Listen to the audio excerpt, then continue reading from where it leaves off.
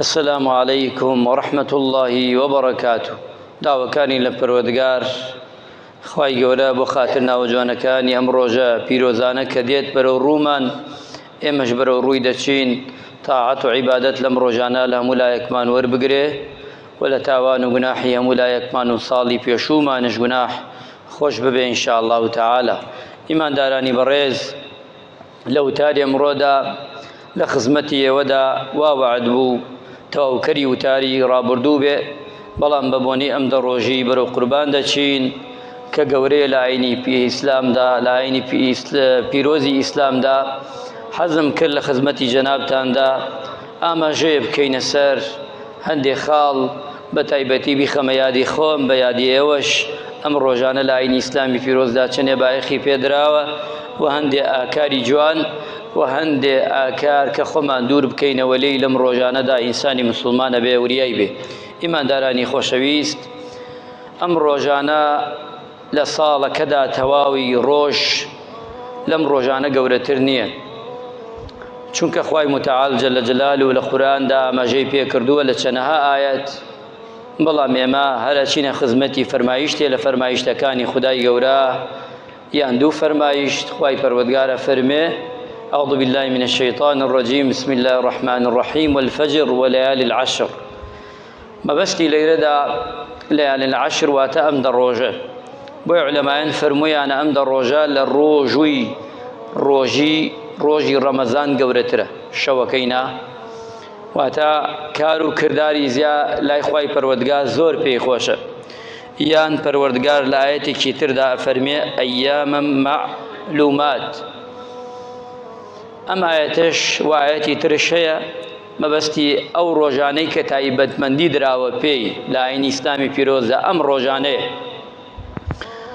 چونکە ئینسانی مسلمان، ئینسانی ئیماندار حەق وایە لە ئاینی ئیسلامی پیرۆزدا لە دینەکەیدا ئاگاداری هەندێ مناسەبات بێ، هەندێ ئەو ڕۆژانە کە گەورەیە بە گەورەی ڕای بگرێ و ئاگایشی لێ بێ.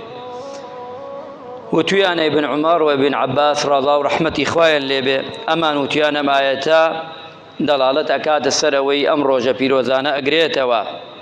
ئەمجا پێغەمبەری خوا صلی الله عليه وسلم پێمان دەڵێ: أفضل أيام الدنيا أيام العشر.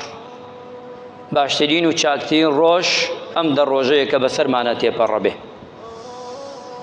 ئەگە بگەڕێینەوە باشە ئێمە زانیمان ئەم دە ڕۆژە گەورەیە. خوای پەروەردگار پێمانی وت، پێغەمبەری نازدار صلی الله عليه وسلم پێمانی وت، ئەی لە دوای ئەمە چی بکەین؟ پێغەمبەری خوا فەرمی عەلەیهی سەڵات وەسەلام، ئەفەرمێ لەم ڕۆژانەدا هیچ کار و کردارێک گەورە نییە لە ڕۆژەکە تا لای خوای پەروەردگارش خۆشەویست نییە ئینسانی ئیماندار ئەنجامی بدا. فەرمووی پێغەمبەری خوا صلی الله عليه وسلم هیچ کار و کردارێک نییە. فەرموویان ئەسحاب و یاوەران: ئەی پێغەمبەری خوا صلی الله عليه وسلم، یەکێ لەم ڕۆژانەدا بچێ بۆ غەزا، ئایا کردەوەی چاکە لەو پیاوەش گەورەترە کە چووە بۆ غەزا؟ پێغەمبەری خوا فەرمووی عەلەیهی سەڵات وەسەلام لەوە گەورەترە ئیلا کەسێک بەخۆی ماڵ هەرچی بێبردی بێتی و نەهاتی بێتەوە. واتە هیچ کردارێک ناگەیەتە ئەوەی کە لەم ڕۆژانە کردەوەی چاکە بە چەند قاتە. هەموو کردەوە چاکەکان فەرقی هەیە لەگەڵ ڕۆژەکانی تردا. بۆیە پێغەمبەری خوا صلی الله عليه وسلم ئەمەی فەرمووە و پێیشی خۆشە خوای متعال جل جلاله لەم ڕۆژانە کردەوەی چاکە زیاتر بکەین. واتە ئەمە وامان لێ ئەکا لەم ڕۆژانەدا ئەوەی پێمان بکرێ چی لە سوبحان اللهیەک بێ، وچی لە حرفێ لە قورئان بێ، وچی 250 دینار سەدەقەیەکی بچووک بێ بیکەی، وچی کەلیمەیەکی وشەیەکی طیبە بێ لە زبانەوە دەربچێ، وچی ئەگەر بێت و دەستێ بێنە سەر هەتیوێکدا هەتا دوایی لەو کردەوە چاکانەی کە ئینسانی ئیماندار ئەنجامی بدا. کەواتە ئەم ڕۆژانە کراوە بۆ ڕۆژی چی؟ بە عەمالی چاک و باش پێشی خۆت بخەی، بزان ئەتوانی لەم دە ڕۆژە چەنێ خێر بۆ خۆت کۆ دەکەیتەوە بۆ قیامەتی خۆت. ئەو کردەوە چاکان